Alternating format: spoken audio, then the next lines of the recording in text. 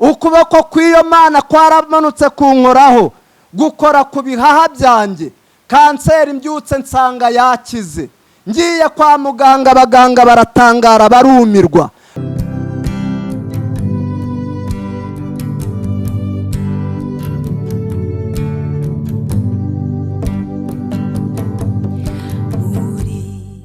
Oya, ikuzimu, umukozi w'ikuzimu ninde?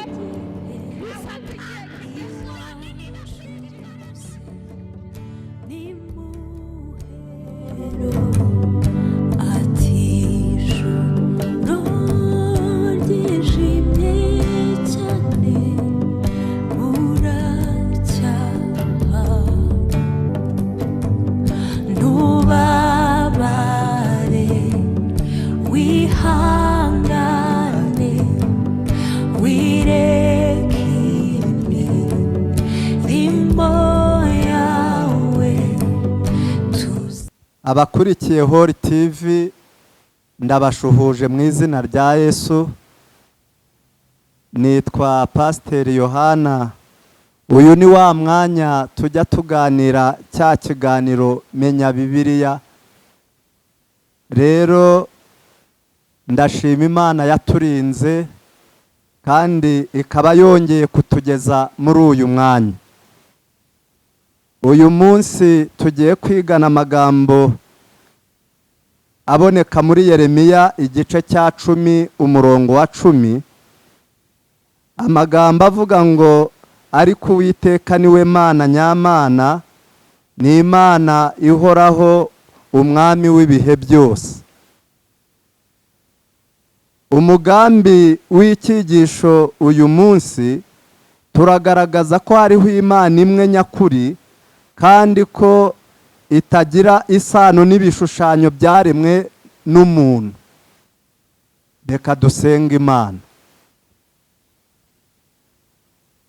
Turagushimye kandi turaguhimbaje Uwiteka kubw'uyu mwanya mwiza wongeye kutugezamo.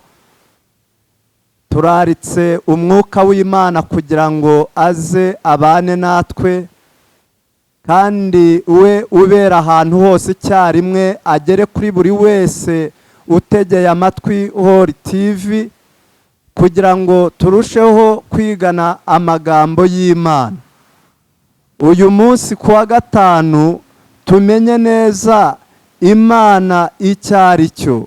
Abantu bitiranya Imana, ariko icyatumye twiga Bibiliya ni ukugira ngo tumenye Imana nyakuri.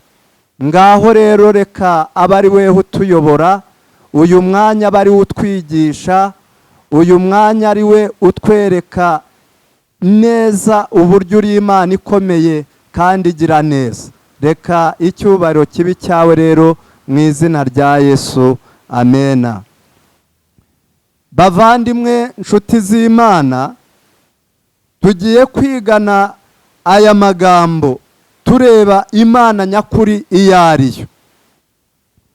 Umuntu wese ufite muri we ubwenge bumubwiriza gusenga. Nta muntu n'umwe uba munsi y'ijuru muri we hatarimo gusenga. Uhereye kera kose, mu bihe byose amahanga menshi yagiye ayoba Imana. Ayoba Imana y'ukuri, nicyo cyatumye bagenda basenga mu bujiji, bagasenga ibigirwamana byaremwe n'abantu. Nyamara kandi ntibagira icyo bibamarira. Ariko kandi Imana rurema niyo Mana nyakuri, ni inyambaraga kandi ni Imana ihoraho iteka ryose. Iyo niyo abantu bakwiriye gusenga, niyo bakwiriye kwiringira, niyo bakwiriye gutegaho amakiriro. Iyo Mana rero abantu ntago bajya bayimenya, bamwe ni bamwe batamenya Imana nyakuri yariyo. Iyo dusomye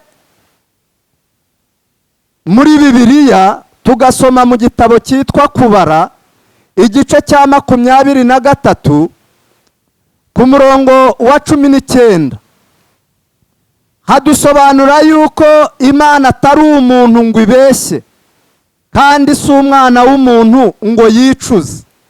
Ibyo yavuze no gukora ntizabikora, ibyavuye mu kanwa kayo no gusohoza ntizabisohoza.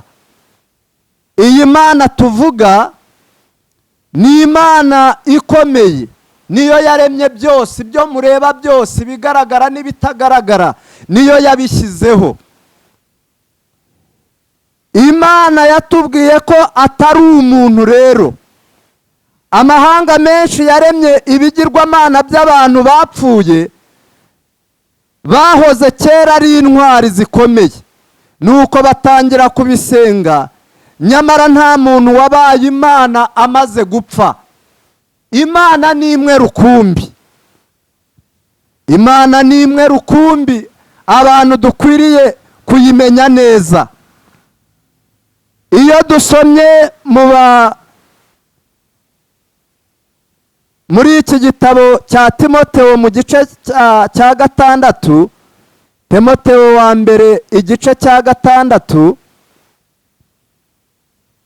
Timoteyo wa mbere mu gice cya 6, tubwirwa neza Imana dusenga iyo ari yo. Igice cya 6 cya Timoteyo,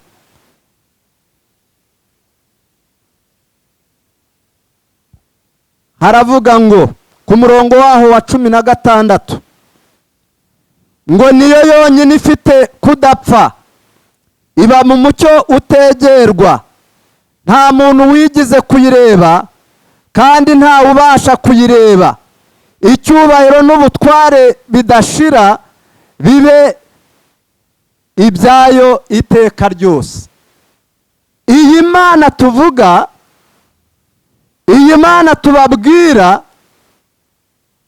niyo yonyine ifite kudapfa. Iyi Mana iba mu mucyo utegerwa, nta nkozi y'ibibi ijya mu mucyo w'Imana. Nta muntu wigize kuyireba kandi nta wabasha kuyireba. Umunsi umwe Mose yifuje kugira ngo ayirebe, ayitegereze. Imana iramubwira ngo nta ubasha kundeba ngo abeho, ariko iramubwira ngo kugira ngo umenye, nzajya nyuza kugira neza imbere yawe, urebe ibyo nakoresheje amaboko yanjye. Nshuti z'Imana, iyo Mana niko iteye, iba mu mucyo utegerwa, niyo yonyine ibaho idapfa, ihoraho ibihe byose, ihoraho ibihe byose.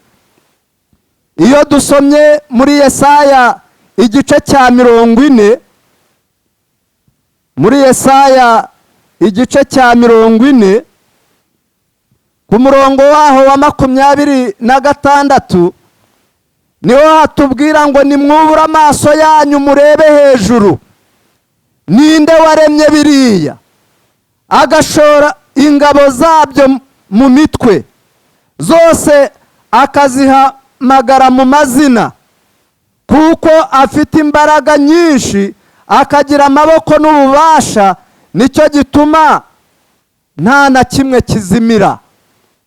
Imana niyo yaremye inyenyeri, niyo yaremye izuba, irema ukwezi.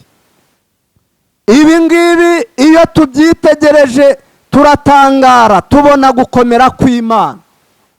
Abantu benshi bajya bibwira yuko mu bwenge bwabo bajya bavuga yuko isi yavuye mu kantu gato gato, ngo igenda ikura mu bihe bihaye ibindi, igenda ikura imera uku nguku imeze. Ariko siko bimeze. Bibiliya ivuga neza yuko iyi si yaremwe, Imana yarayiremye, iremesheje ijambo ryayo. Iyi si baho irangije, siyo yaremye gusa, yaremye amajuru menshi, irema inyenyeri nyinshi, ndetse abanyabwenge muri iyi minsi bajya barebera mu byuma byabo bakabona indi mibumbe myinshi bagenda bavumbura Imana yagiye irema. ibyo bitugaragariza uburyo Imana ihambaye, kuko tugenda tubona ibirere bitandukanye birimo imigabane, birimo imibumbe itandukanye Imana yagiye irema. Icyubahiro cyayo kirakomeye cyane. Nta muntu w'umunyabyaha wabasha kureba mu maso hayo ngo abeho, ariko nubwo bimeze bityo itwiyereka mu bundi buryo twese tukayibona. Guhishura kw'Imana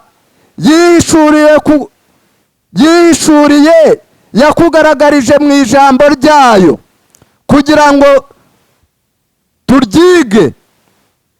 Ibi rero dukwiriye kubishakashaka tukabisobanukirwa neza, ariko turamutse tutagenje dutyo ntitwabigeraho.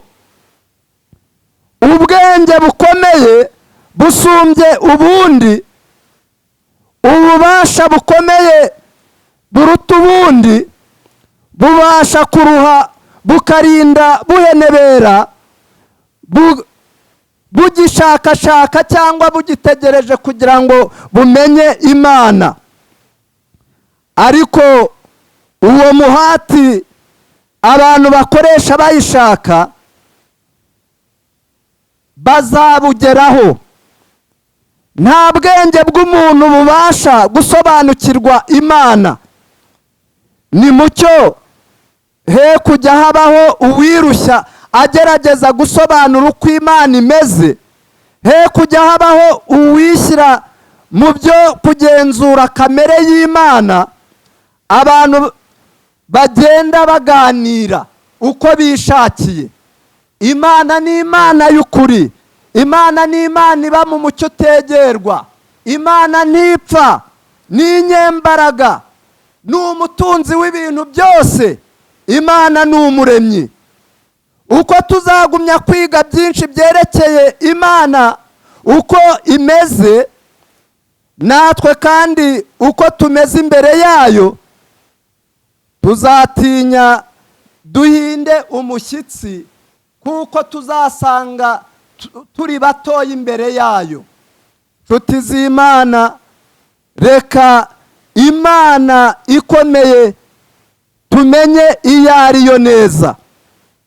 Iyo dusomye mu Kuva igice cya 20, kuva mu gice cya 20 ku murongo waho wa 4 ndetse n'uwa 5, hari amagambo yavuye mu kanwa k'Imana iratubwira iti, igice cya 20 ku murongo wa 4 n'uwa 5, Imana ivugana natwe aya magambo ngo: ntukiremere igishushanyo kibajwe cyangwa igisa n'ishusho yose iri hejuru mu ijuru cyangwa hasi ku butaka cyangwa mu mazi yo hepfo y'ubutaka. Ntukabyikubite imbere, ntukabikorere, kuko Uwiteka Imana yawe ndi Imana ifuha, mpora abana gukiranirwa kwa base, nkageza kubuzukuruza n'ubuvivi bw'abanyanga. Imana yanga abantu bayibangikanya. Nshuti z'Imana, abakurikiye Holy TV, ndagira ngo iki kintu tucyumve neza. Imana yanga abantu bayibangikanya. Ntijya inezezwa n'abandi basenga ibindi bitirira Imana. Ntabwo ijya yemera abantu basenga ibishushanyo. Nicyo cyatumye mu itegeko ryayo ivuga ngo ntukiremere igishushanyo kibajwe cyangwa igisa n'ishusho yose iri ahantu hejuru mu ijuru cyangwa hasi ku butaka cyangwa munsi y'ubutaka. Yo haleluya! Ntukabikorere, kuko Uwiteka Imana yawe ndi Imana ifuha, mpora abana gukiranirwa kwa base, nkageza kubuzukuruza babo n'ubuvivi bw'abantu banyanga.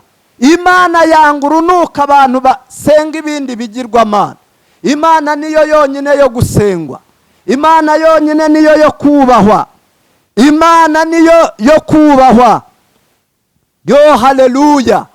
Muri Yesaya 44 ku murongo waho wa 20 na kabiri, Imana ikomeza yihanangiririza abantu ikababwira amagambo akomeye avuga gutya. 44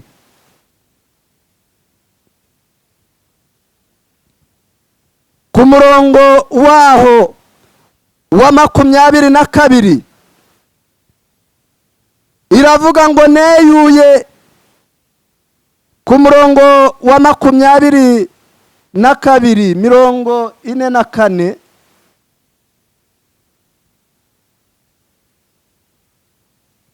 haravuga ngo ndirahiye, ijambo rivuye mu kanwa kanjye niryo jambo ry'ukuri, kandi niryo jambo rikiranuka ritazavuguruzwa, yuko amavi yose azamfukamira, indimi zose zikaba ari nge zirahira. Imana niko ivuga, iravuga ngo ndirahiye, ijambo rivuye mu kanwa kanjye niryo jambo rikiranuka ritazivuguruzwa iteka ryose. Nshuti z'Imana, Imana yacu ishaka yuko aba ariyo dusenga, ishaka yuko ariyo turamya, ishaka yuko ariyo tugendana nayo. Imana ikatwishimira, ikatunezererwa yuko tuba dukora ibiri mu bushake bwayo. Iyo dusomye muri Yeremiya 32 ku murongo waho wa 17, Yeremiya 32 ku murongo wa 17, dusanga icyo Imana itubwira. 32 ku murongo wa 17 haravuga ngo, yewe Mwami Uwiteka, dore ni wowe waremesheje ijuru n'isi, ububasha bwawe bukomeye n'ukuboko kwawe kurambuye, nta kintu na kimwe kikunanira. Imana niyo yaremesheje ububasha bwayo, iremesha ukuboko kwayo kurambuye, irema ijuru n'isi. Ububasha bwayo nta kintu na kimwe ibasha kunanirwa. Iyi ni Imana ikomeye, ni Imana yo kwizerwa kandi ikiringirwa mu buryo bukomeye. Nta yindi Mana rero ishaka yuko bayibangikanya nayo. Nimwubura amaso yanyu murebe hejuru, ninde waremye biriya agashobora ingabo ze mu mitwe zose akazirema, kandi akavuga amazina y'izo ngabo zose. Nta wundi n'Uwiteka Imana, kuko afite imbaraga n'ubushobozi. Imana yaremye inyenyeri zitabarika. Izi nyenyeri zose uko yaziremye ziri kure cyane y'isi yacu, ariko zose aziza amazina, amenya kuzitandukanya, azirindisha ububasha bwe, nta n'imwe ibasha kuzimira.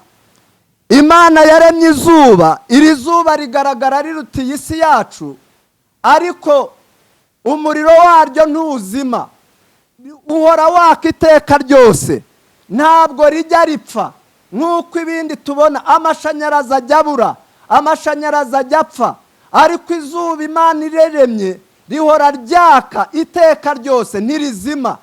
Ibyo byose bigaragaza imbaraga z'Imana, bigenda bigaragaza gukomera kwayo.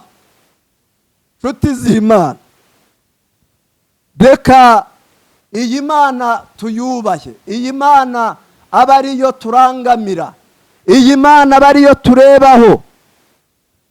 Iyi Mana muri Yesaya, dusoza uyu munsi muri Yesaya 44 guhera ku murongo waho wa 9, iyi Mana itubwira yuko yanga ibishushanyo urunuka, ibyanga urunuka. 44 ku murongo waho wa 9 iravuga ngo, abarema ibishushanyo bibajwe bose ntacyo bamaze, ibintu byabo ni umurimbo, ntacyo bizamara, ndetse n'ibyo batangaho abagabo ntibireba kandi ntacyo bizi. Nicyo gituma bakorwa n'isoni. Ninde waremye ikigirwamana agacura igishushanyo kibajwe kitagira umumaro? Dore bagenzi be bose bazakorwa n'isoni. Abanyabukorikori babyo ni abantu gusa, bose ntago nibateranire hamwe bahagarare, bazagira ubwoba, isoni zizabakorera hamwe. Umunsi umucuzi yenda icyuma akakivugutira mu makara, akagicurisha,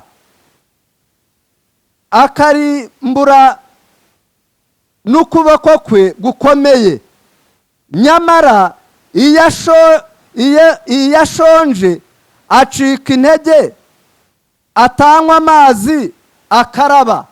Nyamara icyo kintu yacuze, icyo kintu yabaje, akavuga ngo ni imana ye, agapfukama akagisenga. Bene ibyo bijya bibabaza Imana, bene ibyo ntabwo bijya binezeza Imana.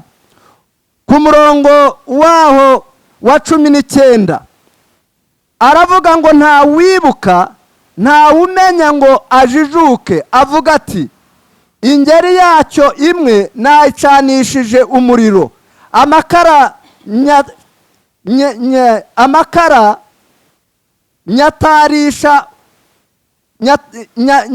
nyatekesha umutsima, nyotsaho n'inyama ndazirya. Mbese ingeri yacyo isigaye nayihindura icyo kuziririza ngagipfukamira, kandi ari ingeri y'igiti? Uyu ni ubuntu ukora ibyo ngibyo. Imana uwo muntu iramwanga.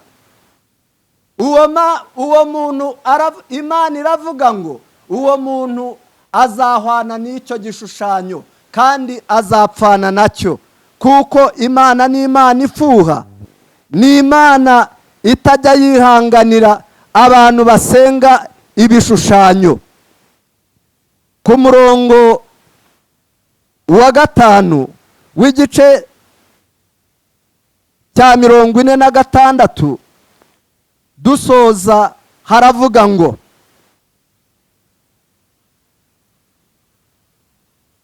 mwampanya nande twahwana, kandi mwanshushanya nande twasa.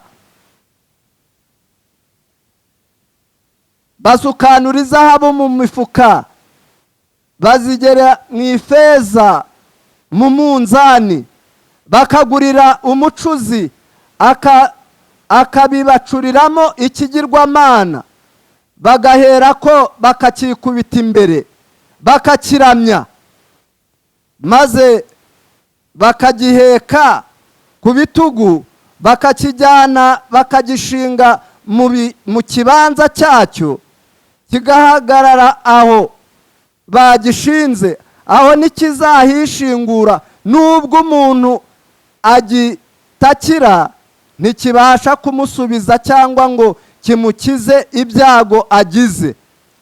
Nimwibuke ibyo mwerekana ubu bagabo, mwabagabo, mwibuke ibyo mwerekana, mwibuke ubugabo bwanyu, mwongere mubyibwire, mwabacumura mwe, mwibuke ibyabanje kubaho kera, kuko ari njye Mana, nta yindi baho, ni njye Mana, nta yindi duhwanye. Nta kindi rero kigomba gusengwa. Imana iri kutubwira ngo nta yindi bahwanye, niyo Mana yonyine. Reka Imana yo mu ijuru itugirire neza. Iyi Mana tuvuga ni Imana ifite imbaraga n'ubushobozi. Iyi Mana niyo ikora imirimo n'ibitangaza. Iyi Mana niyo mujya mwumva ikiza abantu ikabagirira neza. Iyi Mana niyo igihindura amateka, si Imana z'ibishushanyo. Iyi niyo ikiza indwara.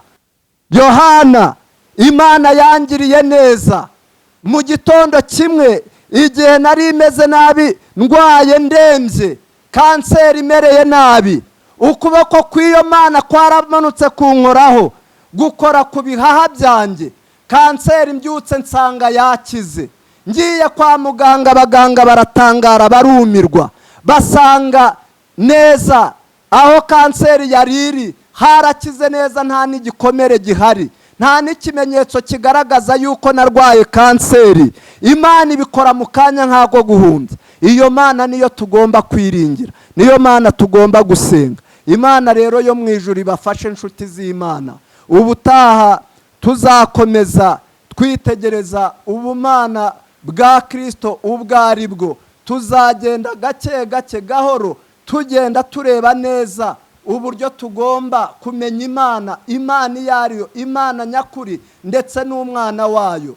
Imana ibaha umugisha kandi ibakomeze, mukomeze murebe ijambo ry'Imana, mwige Bibiliya umurongo ku murongo kugira ngo tumenye uko duhagarara mu gihe kimeze nk'iki. Imana nibagirire neza kandi bishimire. Nibyo mbasabiye mu izina rya Yesu. Amena.